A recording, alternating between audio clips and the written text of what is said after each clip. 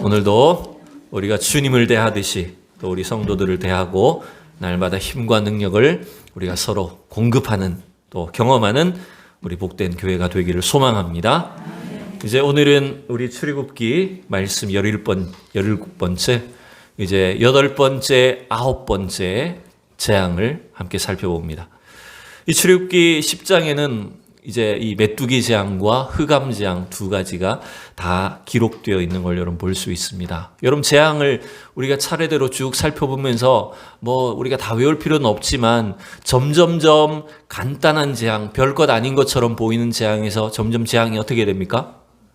무겁고 힘든 재앙, 무서운 재앙으로 점점 발전하는 걸 여러분 볼 수 있습니다. 그래서 피, 개구리, 이, 파리, 가축의 질병, 그 다음에 악질, 이 독종, 뭐였죠? 그 다음에 우박, 오늘 메뚜기, 흑암.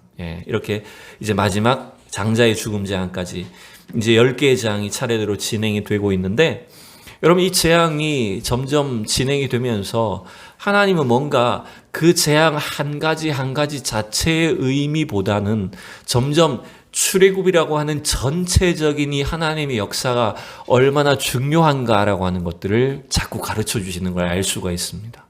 그래서 그 재앙의 어떤 의도와 목적들이 처음에는 잘 몰랐지만 이것이 뭔가 점점점 하나님의 큰 의도를 갖고 있는 것이구나라고 하는 것들을 깨닫게 돼요. 오늘 본문에도 그 내용이 분명히 들어있거든요. 그래서 오늘 본문에 보면 1절, 2절을 먼저 보면 여기에 하나님께서 이 재앙을 내리시는 의도를 이렇게 말씀하고 있어요. 우선 1절을 여러분 보시면 같이 읽어봅시다. 여호와께서 모세에게 이르시되 바로에게로 들어가라. 내가 그의 마음과 그의 신하들의 마음을 완강하게 함은 나의 표징을 그들 중에 보이기 위함이며, 하나님은 바로와 애굽의 신하들의, 애굽 사람들의 마음을 완강하게 하시면서 점점점 큰 재앙을 내리십니다. 가중시키고 계시죠. 그러한 재앙을 내리시는 목적, 특별히 애굽 사람, 바로 왕이나 애굽 사람에 대해서 하나님께서 재앙을 내리시는 의도를 뭐라고 말씀하십니까? 오늘 1절 마지막 구절을 보면 하나님의 의도가 뭐예요, 여러분? 하나님의 표징을, 하나님의 그 능력의 표시를 이 애굽 사람들에게, 바로 왕과 그 신하들에게 나타내려고, 보여주려고 하시는 것이다라고. 이게 사실은 지금까지 계속해서 그 애굽 왕이 완강하게 함으로 인해서, 완악하게 하심으로 인해서 하나님이 어떤 분이심을, 이 이스라엘 민족의 하나님이 여호와가 어떤 분이신가를 나타내시고자 하는 것이 큰 목적이었어요. 그런데 이제 이 오늘 10장에는 2절에 보면 이제 이 목적이 좀 더 큰 의미가 있다는 걸 보여줍니다. 2절을 우리 같이 읽어봅시다. 시작.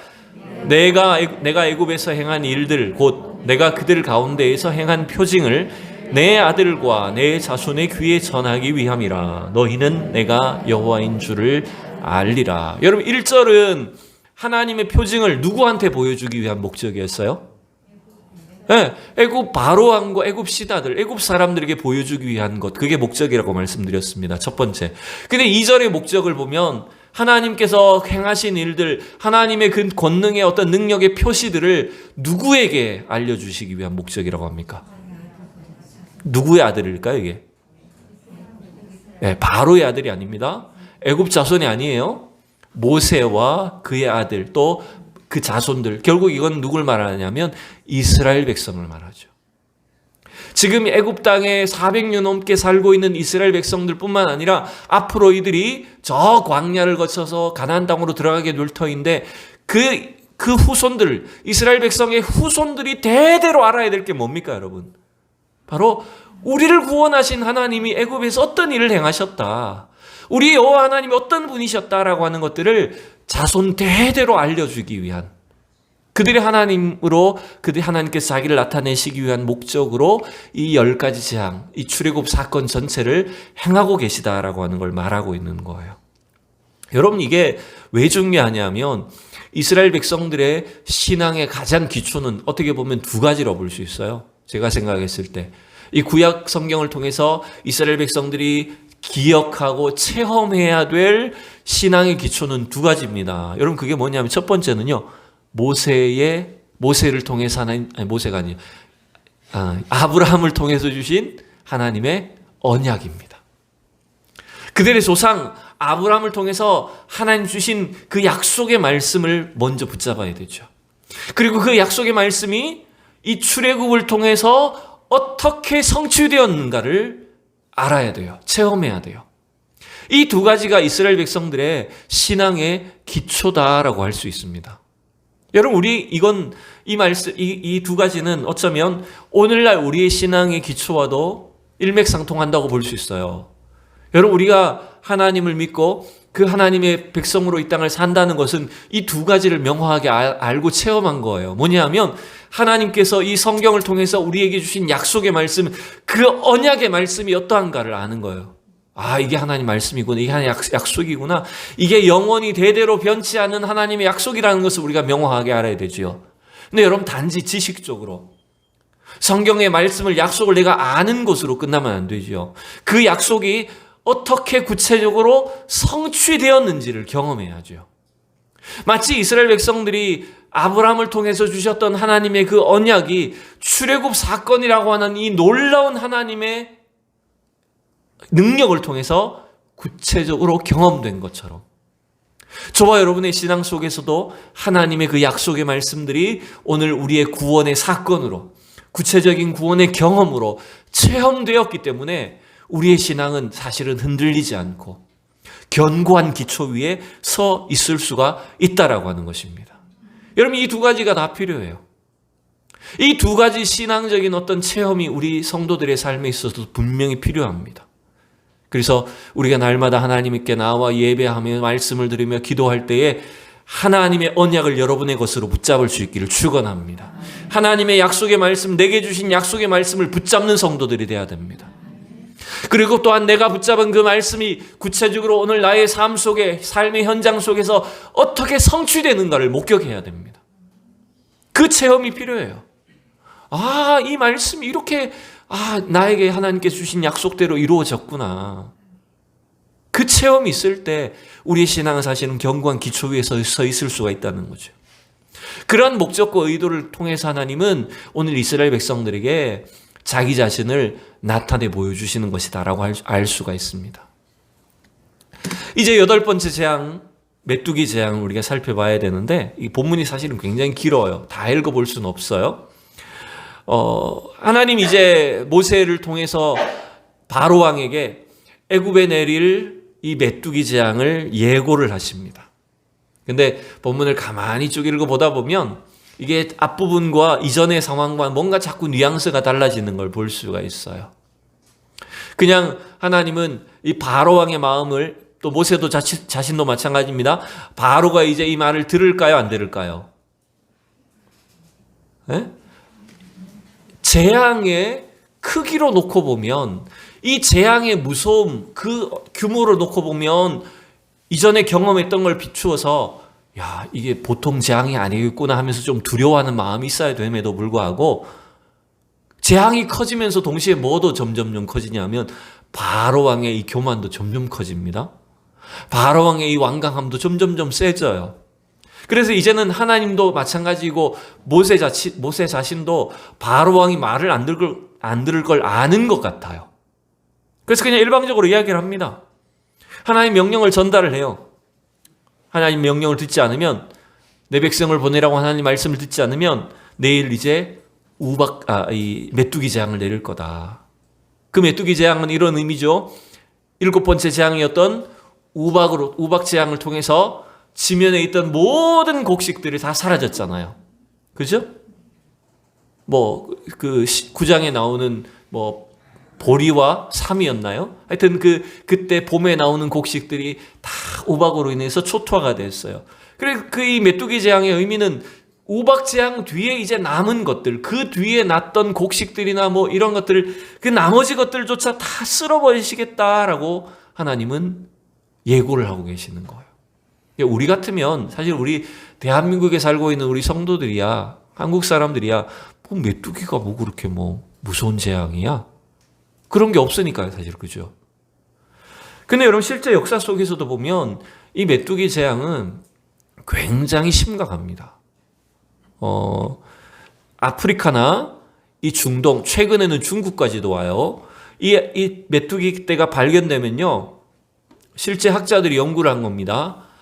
가로 세로 1km 그 지면에, 만약에 가로 1km, 세로 1km, 그러니까 1km 평방, 제가 용어를 모르겠네요. 평방 1km라 해야 되나? 평방미터는 그냥 가로 세로 1m고요. 네? 평방 제곱미터라 해야 되나? 하여튼 1km 이 사이즈의 메뚜기 떼가 정말 심각하게 지나갈 때는요, 그 안에 메뚜기 떼가 몇 마리인지 아십니까? 5천만 마리 정도 된답니다. 가로 1km, 세로 1km 규모 사각형의 메뚜기 떼가 한번 딱 지나가면 그 안에 메뚜기가 숫자가 5천만 마리 정도. 우리나라 인구가 지금 우리나라 인구만큼의 그 메뚜기 떼가 1km 안에 다 들어가는 거예요. 역사 속에 1899년도에 홍해에서 발견된, 지금 이집트 땅이죠. 이건 뭐 그때 사진 아닙니다만, 홍해에서 발견된 메뚜기 떼의 규모는 크기가 가로 세로 5,000km였대요. 그러면 그거 아까 1km 안에 5천만 마리를 제가 계산해 봤어요. 5천만 마리 곱하기 5,000km를 해버리면 어떻게 되냐면요, 2,500억 마리가 돼버려요. 그 계산으로 놓고 보면. 그리고 1957년도에 소말리아에서 이 메뚜기 떼가 목격됐는데, 그때 계산으로는 훨씬 적지만 160억 마리로 그 당시에 메뚜기 떼가 추정이 됐다고 해요. 그러니까 이 메뚜기는 한 3개월, 4개월을 삽니다. 근데 하루에 먹어치는 양이 자기 몸무게의 최소한 3배를 먹어버려요. 그 휩쓸고 지나가면서 하루 동안 자기 몸무게의 3배를 먹으면서 그걸 한 3개월 끌어버리는 겁니다. 그럼 어떻게 될까요? 완전히 초토화가 되어버리는 거예요. 그러니까 지금 이게 최근에 그 아프리카 중동 지역에 휩쓸었던 그 메뚜기 피해 지역을 쭉 표시를 한 겁니다. 이게, 그러니까 우리가 생각했을 때는, 아니 뭐 들판에 가을에 메뚜기 떼고 뭐 몇 마리 그냥 돌아다니는 게 그게 뭐 그렇게 큰 재앙인가? 그럼 메뚜기 그냥 우린 잡아서 볶아 먹으면 얼마나 맛있는데. 좋지. 메뚜기 떼 지나가면 좋지. 이렇게 우리는 생각하잖아요. 근데 왜 성경에도 그렇고 왜 다른 나라들에게는 이런 메뚜기로 인한 재앙이 심각한가? 이걸 학자들이 연구를 했는데요. 왜 우리 성경에도 요엘서 같은 경우 본문에만 봐도 메뚜기가 4종류로 여러분 소개가 됩니다. 메뚜기가 지난 걸 느치가 먹고, 느치가 남긴 걸 황충이 먹고, 황충이 지나가면 팥죽이가 먹고, 이러면서 성경 안에서만 여러분 제가 알기로 한 4-5가지의 메뚜기 이름이 나와요. 그러면 우리가 알고 있는 메뚜기랑 이것들이 막 다른 것이냐, 다른 어떤 곤충이냐 했을 때 그게 아니라는 거예요. 1900년대 초반에 어떤 학자가 이걸 연구를 했는데요. 메뚜기는 그 자라나는 환경이나 온도나 기후에 따라서 다양한 어떤 색상을 띈다고 해요. 근데 문제는 뭐냐면 메뚜기가 번식하기에 이상적인 기후나 환경이 만약에 갖춰지기만 하면 얘들은 기하급수적으로 늘어나 버린대요. 갑작스럽게. 어떤 특정한 지역에 어떤 기후, 온도, 환경 조건이 딱 맞아버리면 엄청난 속도로 번식을 해가지고 거대한 집단을 이룬다는 거죠. 이게 여러분, 이게 그래서 무서울 수 있는 게, 우리가 대한민국도 점점점 온난화가 진행되고 이렇게 만약에 기후가 만약에 바뀌게 되면 중국을 거쳐서 이런 메뚜기 떼들이 한국 한반도까지도 올 수도 있다는 거예요. 이게 재앙처럼 올 수도 있다는 거죠. 근데 지금 이 애굽 땅은, 이집트 땅은 아마 이전부터 이런 경험들이 훨씬 더 많았을 거예요. 그래서 이 메뚜기 재앙을 내렸을 때 지금 우리처럼 덤덤하지 않아요. 이전에 7번째 재앙까지 엄청난 그 무서운 재앙을 경험했을 뿐만 아니라 이 메뚜기 재앙을 어느 정도 알고 있었을 것 같아요. 그래서 7절에 보면 애굽의 바로왕은 완악했지만 도리어 누가 겁을 내기 시작합니까? 그렇죠. 신하들이 이제 막 겁을 냅니다. 바로왕은 전혀 이 모세와 아론의 요구에 눈도 깜짝하지 않고 그 마음이 완강해져서 그들을 그냥 쫓아보내버렸지만 도리어 이 바로왕의 신하들이 겁을 먹고 자기 왕에게 건의를 하는 겁니다. 왕이시여, 저 사람들 때문에 지금 우리가 죽게 된 걸 모릅니까? 이제 이 재앙마저 내린다고 하면 우리는 이제 망합니다. 애굽은 망합니다. 이제 건의를 하니까 그제서야 이제 바로 왕이 다시 모세와 아론을 불러서 뭔가 협상을 하는 것처럼 보입니다. 그 다음 구절 아까 읽었기 때문에 다시 읽진 않겠습니다. 신하들의 재촉에 못 이겨서 이 바로 왕은 모세와 아론을 불러서 협상을 할 때 이렇게 합니다. 그래, 내가 보내주긴 할게. 근데 누가 갈 거냐? 너희들 중에 너희 하나님을 섬길 대표만 가라. 일부만 가면 되지. 굳이 나갈 필요 있냐? 이렇게 얘기를 하니까 모세가 뭐라고 대답하냐면, 아니다, 우리는 남녀노소와 짐승까지 다 가야 됩니다. 이제 모세는 사실 더 당당해졌어요. 약간 갑과 을의 위치가 바뀌었어요. 그래서 자기는 이것이 하나님의 명령입니다. 그래서 우리는 남녀노소와 우리의 짐승까지도 다 데리고 가야 됩니다. 그래서 하나님을 섬겨야 됩니다. 사실 근데 그 말 속에는 사실 뭐가 들어있습니까? 오겠다는 건가요? 오지 않겠다는 거예요? 이미 사실 바로도, 모세도 알고 있고 바로도 느끼고 있죠. 야, 이제 가면 진짜 안 오겠구나. 근데 바로는 끝까지 못 보냅니다. 죽어도 못 보내. 가요처럼. 바로는 야, 굳이 그 험한 사막을 애들을 뭘 데리고 가냐? 어른만 가면 되지. 장정만 가면 되지. 왜 애들까지 데리고 가냐? 애들까지 가는 건 나쁜 거라고 이렇게 표현합니다. 10절에 보면. 이게 무슨 의미인지는 잘 모르겠어요. 그것이 너희들에게 화가 될 거다, 독이 될 거다, 이런 표현인지 모르겠지만 장정만 가서 하나님을 섬기면 된다. 자기가 이걸 허용할 수 있는 건 여기까지다 라고 제한을 내버립니다. 결국 협상은 결렬이 돼버립니다. 여러분, 바로왕의 마음은 뭘까요? 끝까지 아무리 거센 재앙이 다가와도 이스라엘 백성은 누구 소유라고 생각합니까? 여전히 자기 소유입니다. 이스라엘 백성을 통해서 이 애굽의 모든 농사와 모든 노동이 이루어지고 있기 때문에 이 이스라엘 민족을 보낸다는 것은 엄청난 손실이에요. 나라 전체가 어쩌면 멈춰버릴 수도 있다는 거죠. 그래서 바로왕은 이스라엘이라고 하는 자기의 노예를, 노동력을 잃어버리는 것을 재앙보다 더 무섭게 아직도 생각하고 있는 겁니다. 여러분, 이게 참 인간의 완악함이 이런 거예요. 아무리 하나님의 말씀이 엄중하고 여러분, 하나님의 심판이 무서워도 이 죄 속에 있는 인간은 그걸 두려워하나요? 안 두려워하나요? 두려워하지 않는 게 문제입니다. 여러분, 이게 죄의 특성입니다. 우리가 어떤 죄에 중독되어 있다. 여러분, 뭐 그런 거 있잖아요. 뭐 도박 중독, 혹은 마약 중독, 이런 중독에 빠진 사람들의 특징이 뭐냐 하면 그 중독이, 그 결과가 얼마나 무서운지를 압니다. 모르는 게 아니에요. 알아요. 폐가 망신하고 완전히 뭐 재산이든 건강이든 다 잃어버린 줄 알면서도 그 두려움보다 당장 자기 앞에 있는 자기의 이 즐거움, 이 죄의 유혹을 더 못 이기는 거예요. 끊지를 못하는 거예요. 여러분, 이게 죄의 특성이에요. 결국 이 완악한 바로왕 때문에 모세의 손을 통해서 하나님은 이제 동풍이 불고 이 홍해에서 애굽 그 메뚜기 떼가 애굽 온 땅에 불어닥치게 합니다. 이제 그게 우리가 읽은 우리가 11절까지 읽었고 12절 이하에 그 내용이 이제 기록되어 있는 거예요. 그래서 이 메뚜기 떼가 애굽의 온 땅을 덮게 되었고, 이 메뚜기 떼 때문에 하늘이 어떻게 됐을까요? 네. 하늘의 빛을 가려서 밤처럼 어두컴컴하게 돼버린 거예요. 그래서 제가 그래서 사실 오늘 이 영상을 한번, 메뚜기 떼 영상을 한번 여러분들에게 보여드리려고 하다가 이 시간이 도저히 또 그것까지 하면 너무 많이 걸릴 것 같은데 못 보여드립니다.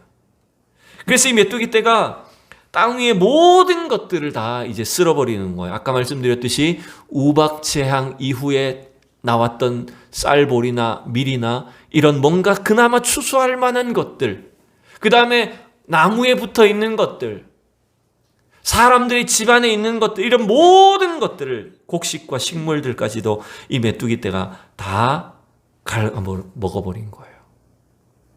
그래서 여러분, 이 메뚜기라는 이 심판은, 메뚜기라는 재앙은 어떻게 보면 별것 아닌 곤충처럼 보이지만 이건 무지막지한 파괴와 혼돈, 황폐함을 가져옵니다. 그래서 우리가 이 10가지 재앙을 한번 차례대로 쭉 나가다 보면 뭐가 자꾸 느껴져야 되는지 아십니까? 뭐냐 하면 하나님의 창조를 거꾸로 가는 것처럼 느껴져야 됩니다. 하나님이 아무것도 없는 상태에서 이 세상을 창조하셨어요. 그죠? 그런데 그 하나님의 창조가 이 애굽의 10가지 재앙을 통해서 뭔가 자꾸 거꾸로 가는 거예요. 그래서 학자들은 이걸 신학적으로 역창조라고 이렇게 표현을 합니다. 신학자들은. 여러분, 이 10가지 재앙은 말하자면 역창조의 어떤 역사를 보여주는 거예요. 결국 재앙은, 10가지 재앙은 이런 겁니다. 하나님의 통치와 하나님의 창조 질서가 깨어지는 것이 여러분 재앙입니다. 우리 인간 삶의 재앙도 마찬가지예요. 기후나 자연 환경뿐만 아니라 우리 인간의 내면적인 질서, 하나님이 우리를 창조하신 그 인간의 본성적인 창조 질서, 하나님의 통치와 다스리시는 그 질서가 깨지는 것이 여러분 재앙이에요. 다른 어떤 재앙보다 그런 것들이 재앙이라는 겁니다. 그래서 여러분 결국 이 10가지 재앙을 차례대로 가만히 놓고 보면 창조 이전의 모습으로, 창조 이전의 그 혼란 속으로 자꾸 들어가는 것처럼 여러분 느껴지는 거예요. 여러분 한번 볼래요? 창세기 1장 1절 2절 우리가 너무나 잘 아는 말씀들이잖아요. 같이 읽어봅시다. 시작. 태초에 하나님이 천지를 창조하시니라. 땅이 혼돈하고 공허하며 흑암이 깊음 위에 있고 하나님의 영은 수면 위에 운행하시니라. 창세기 1장 1절은 태초에 하나님이 천지를 창조하시니라. 이 말씀은 이 창조 전체, 하나님의 창조되심을 선포하는 명제라면 이제 그 구체적인 창조는 2절부터 시작이 되는 거잖아요. 하나님이 말씀으로 이 세상을 창조하시기 이전의 상태가 어땠습니까? 네. 2절을 거꾸로 우리가 한번 놓고 보면 하나님의 영이 수면 위에 운행하심으로 하나님의 임재를 통해서 창조가 시작이 되는데 그게 없어지면 거꾸로 어떻게 됩니까? 그 이전의 상태는 땅이 혼돈하고 공허하고 흑암이 깊음 위에 있다. 여러분 이건 우리가 문자적으로 기록을 했기 때문에 그냥 그런가 보다 하는 거지 이 상태를 우리는 상상도 할 수가 없는 거예요. 감이 안 와야 돼요, 사실은. 이게 뭐지 도대체? 우리가 지금 눈에 보고 있는, 발을 딛고 있는 이 땅이나 물질이나 이런 모든 것들이 다 혼돈 속에 있고 무질서함 가운데 있고 공허함과 흑암 속에 있는 거예요. 이게 없다고 해야 될지 무의 상태라고 해야 될지 아니면 뭔가 물질들이 있긴 있지만 어떤 질서도 없는 완전히 혼돈한 가운데 있다고 해야 될지 우리가 알 수 없는 그런 창조 이전의 상태를 말하고 있는 거예요. 근데 여러분 가만히 보십시오. 애굽의 10가지 재앙, 특별히 오늘 우리가 보는 8번째 재앙 메뚜기를 통해서 애굽 온 땅이 어떻게 됐을까요? 애굽 온 땅은 황폐하게 되고요. 혼돈 속으로 빠져드는 겁니다. 물론 땅이 있습니다. 땅이 사라진 건 아니에요. 하나님이 창조하신 땅은 있지만, 나라는 있지만 그 땅 전체가 혼돈과 공허, 무질서로 들어가 버리는 거예요. 그리고 이제 더 재앙이 깊어지면 어떤 상태가 됩니까? 그렇죠? 하나님 창조하시기 전에 흑암의 상태가 되죠. 그 재앙이 몇 번째 재앙입니까? 9번째 재앙이잖아요. 그러니까 이게 이 애굽에 내린 10가지 재앙은요, 하나님의 역창조를 보여주는 겁니다. 하나님의 질서, 하나님의 통치가 사라지는 것, 여러분 그것이 무서운 재앙인 줄 우리는 알아야 됩니다. 인간의 산업과 문명이 아무리 발달하고 우리가 잘 사는 것처럼 보여도 하나님이 만약에 함께 하시지 않으면 여러분 그것만큼 무서운 재앙이 없는 거예요. 우리 성도의 삶은 하나님이 다스리시는 교회와 우리 성도는 뭐가 중요하냐면 하나님이 함께 하시는 자가 제일 중요한 겁니다. 하나님이 우리와 함께 하시는 것이 축복입니다, 여러분. 우리가 부자 되고 성공하고 잘 사는 것이 목적이 아니라 하나님이 우리와 영원히 함께 계시는 것. 여러분, 그것이 우리에게 주신 최고의 은혜이고 축복이다라고 하는 것입니다. 이 무서운 메뚜기 재앙을 경험하고 나니까 이제 바로 왕의 마음은 그제서야 급해집니다. 물론 이전에도 그랬지만 바로 왕은 또 급하게 이 모세와 아론을 불러서 재앙을 물러가게 해달라고 막 긴급하게 요청을 합니다. 이제 그 내용이 16절, 17절 이 부분에 들어있어요. 나중에 보세요. 바로 왕은 어떤 모습을 취하냐면 막 자기 죄를 회개합니다. 아, 내가 정말 죄지었다. 내가 정말 하나님 앞에 죄지었다. 이 재앙을 좀 물러가게 해달라. 네? 보내줄게. 너희 백성들 보내줄 테니까 이 재앙 물러가게 해달라. 모세가 바로 왕의 마음 완악함을 안다 그랬어요? 모른다 그랬어요? 안다 그랬죠. 그래서 모세는 그냥 두말하지 않고 그냥 나와서 하나님께 기도합니다. 그래서 이번엔 반대로 서풍이 불어서 그 메뚜기 떼가 다 다시 홍해로 빠져버립니다. 여러분, 바로의 이 굴복이나 회개는 진실한 참회가 아니었어요. 재앙만 피하려고 이 재앙만 넘어가면 된다고 생각하는 그런 간사한 마음을 가지고 있었던 거예요. 하나님 그것 또한 알고 계시고 이제는 더 큰 재앙을 내리실 준비를 하게 합니다. 결국 하나님은 바로 왕의 마음을 완악하게 하심으로 인해서 마지막 재앙까지 가게 하시는 것이 하나님의 의도였어요. 그래서 이제 나오는 마지막 재앙이 여러분 뭡니까? 마지막 재앙이 아니라 9번째 재앙이 뭡니까? 흑암의 재앙이죠. 이제 21절 말씀을 봅시다. 21절만 읽어봅시다. 시작. 여호와께서 모세에게 이르시되 하늘을 향하여 내 손을 내밀어 애굽 땅 위에 흑암이 있게 하라. 곧 더듬을 만한 흑암이리라. 아멘. 흑암 재앙이 몇 번째라고요? 9번째죠. 이 10재앙 중에 특성이 369. 기억하실지 모르겠어요. 3번째, 6번째, 9번째 재앙의 특성이 뭐라 그랬습니까?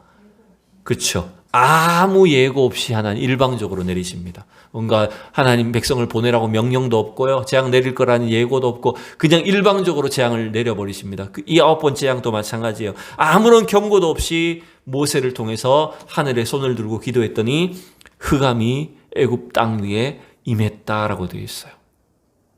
근데 여러분, 이 흑암이라는 단어가 이제 중요한 거예요.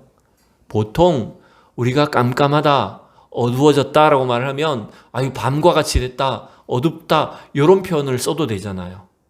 근데 여기서 지금 이 9번째 재앙으로 임한 이 흑암이란 단어는요, 그런 어두움을 말하는 게 아니에요. 이 흑암이란 단어는 정확하게 우리가 아까 봤던 창세기 1장 2절에서 나왔던 땅이 공허하고 혼돈하고 흑암이 깊음 위에 있다 할 때 그때의 흑암과 동일한 단어예요.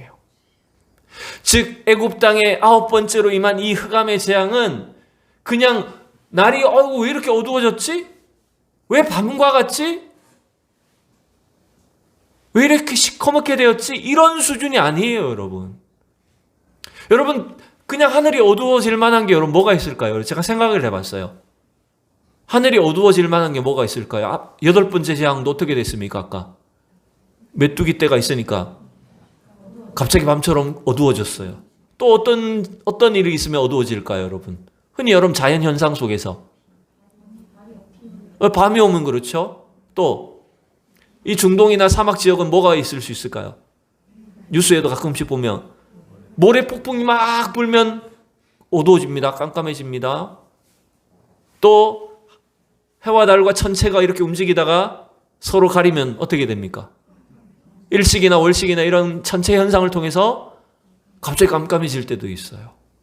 옛날엔 그게 다 상스러운 이상한 일들이어가지고 사람들은 두려움의 대상이 됐죠. 근데 지금 여기서 말하는 흑암은 그런 흑암, 어두움이 아니에요. 그 정도 어둠이었다면 별로 겁도 안 먹었을 거예요. 근데 이 어둠은 본문은 뭐라고 말합니까? 애굽 땅 위에 흑암이 있게 하라. 곧 어떤 흑암이라고요? 더듬을 만한 흑암이라. 이건 완전히 어떤 빛도 안 보이는 그런 어두움이에요. 자, 하나 둘 셋 하면 눈을 감읍시다. 하나 둘 셋. 실눈 뜨지 말고 하나 둘 셋. 떠보세요 다시. 근데 여러분 우리 눈 감아도 좀 밝아요, 어두워요? 어느 정도 밝아요. 왜? 그래, 빛이 있으니까. 우리 눈꺼풀을 덮어도 어느 정도 빛을 느끼잖아요. 근데 정말 아무런 빛이 없이 완전히 차단돼 버리면 어떻게 될까요? 이건 눈을 뜨나 감으나 아무 차이가 없어지는 상태가 됩니다. 그러면 원래 눈이 어두웠던 사람이면 별 차이가 없지만 여러분, 우리가 밝은 눈을 떠서 세상을 보고 다니던 사람들은 어떻게 될까요? 그건 굉장히 큰 두려움과 공포가 되어버립니다. 물론 불 찾아서 그죠? 등불을 찾아서 켰을 수도 있겠죠. 횃불을 켰을 수도 있을 거예요. 왜냐하면 두려우니까. 근데 애굽 사람들의 입장에서 이 흑암이라는 것이 왜 무서운 재앙이냐면 애굽의 신들 중에 가장 이제 큰 신이 누구일까요, 여러분? 이 열 재앙은 다 애굽의 신에 대한 하나님의 심판을 의미하는 거예요. 그러면 애굽의 신들, 애굽 사람들이 섬겨온 신들 중에 가장 큰 신이, 가장 크다고 여기는 신이 뭘까요? 네? 바로 왕보다 더 큰 신이에요, 이건. 뭔지 압니까? 태양신이에요. 하늘에 있는 태양신이 애굽 사람들에게 있어서 가장 큰 신이고요. 애굽 사람들이 태양신으로 섬기는 존재만 4가지가 있어요.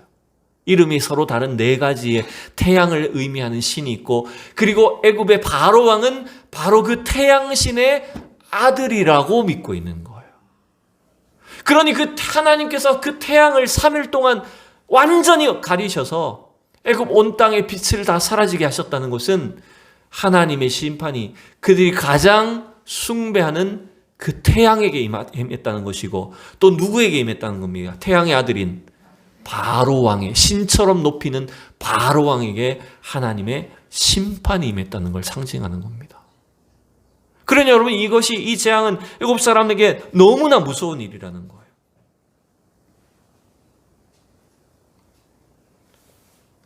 여러분, 근데 하나님께서 흑암의 재앙을 통해서 무슨 사람이 죽게 하거나 다치게 하거나 이런 거는 아니셨을 것 같아요. 근데 또한 이 흑암이라고 하는 재앙은 뭘 보여주시는 걸까요? 애굽 사람들에게, 또 반대로 빛이 있는 이스라엘 백성들의 입장에서 그 흑암이라고 하는 재앙은 뭘 상징하는 것일까요? 여러분, 결국 빛은 태양신이 빛이 아니라 누가 우리 인생의, 우리 영혼의 빛이 되셔야 됩니까? 우리 하나님이 우리의 빛이 되셔야 되죠. 결국 이 흑암이라고 하는 것은 하나님이 없는 인간의 상태예요. 하나님이 없는 인간의 내면, 인간의 그 죄성이 바로 이 캄캄한 흑암과 같은 존재라는 것을 여러분 보여주는 것입니다. 여러분, 그래서요, 아까도 이게 재앙의 의미를 제가 설명했지만 진짜 무서운 재앙은 하나님이 없는 게 재앙입니다, 여러분. 그죠? 하나님이 우리와 함께 하시지 않는 것, 우리의 영혼과 우리의 내면에 하나님이 거하시지 않는 게 여러분 진짜 무서워해야 될 일이라는 거예요. 이게 가장 큰 재앙이라는 것입니다. 그래서 만약 우리의 영혼이 어두워져서 하나님을 볼 수 없게 되었다면 하나님을 볼 수 없는 그 인간의 상태가 가장 무서운 상태라는 거예요. 그 흑암을 통해서 하나님 어쩌면 우리의 죄를 깨닫게 하시고 선택을 하게 하시는 거죠. 우리의 상태가, 우리 인간의 존재가 이러한 흑암 속에 있구나라고 하는 것들을 깨닫게 하시고, 또 반대로 그 흑암 속에서 뭘 발견하게 하시는 걸까요? 여러분, 정말 캄캄한 어둠 속에서는 신락 같은 빛만 하나 있어도 어떻게 됩니까? 신락 같은 빛, 저 멀리 촛불 하나만, 담뱃불 하나만 보여도 어떻게 됩니까? 그 빛이 뭔가 선명하게, 뭔가 밝은 빛을 우리가 주목할 수 있게 해주잖아요. 즉 우리의 이 내면의 영적인 어둠과 흑암을 체험함으로 인해서 빛이신 하나님께, 우리의 생명 되신 주님 앞에 나올 수 있는 사실은 기회를 주시는 거예요. 그래서 여러분이 애굽에 3일 동안 흑암이 임했던 것처럼 3일 동안 눈이 멀었던 사람이 있죠. 그 사람이 누굽니까? 사도행전 9장에 걸쳐서 나오는 사울의 이야기죠. 다메섹 도상에서 예수 믿는 사람 잡아 죽이려고 하던 이 사울은 밝은 빛 가운데 휩싸이게 되면서 그 눈이 멀어버렸어요. 완전히 암흑 속에 던져지게 됐어요. 3일 동안 밤낮 금식하며 하나님께 기도할 수밖에 없었어요. 그럼 결국 그게 뭘까요? 그 자기의 어둠을 하나님께서 보게 하신 거죠.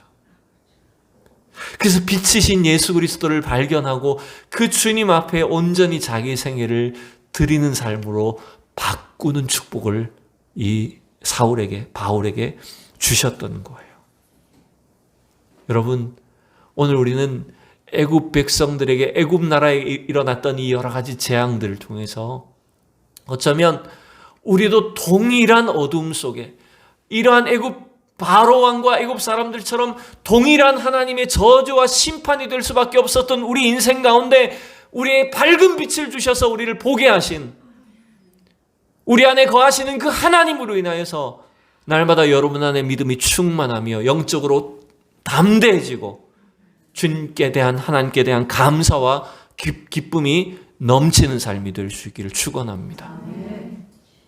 때때로 우리 인생은요, 내가 생각지 않고 원치 않는 그런 재앙이 닥쳐올 때가 있습니다.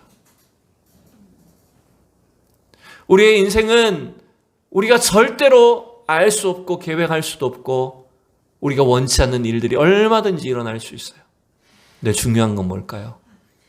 그러한 재앙처럼 여겨지는 일들 속에 우리 안에 거하시기를 원하시는, 우리 안에 말씀하시고 그 재앙의 그 과정을 통해서 우리를 구원하시는 하나님을 발견하는 사람들이 되셔야 됩니다.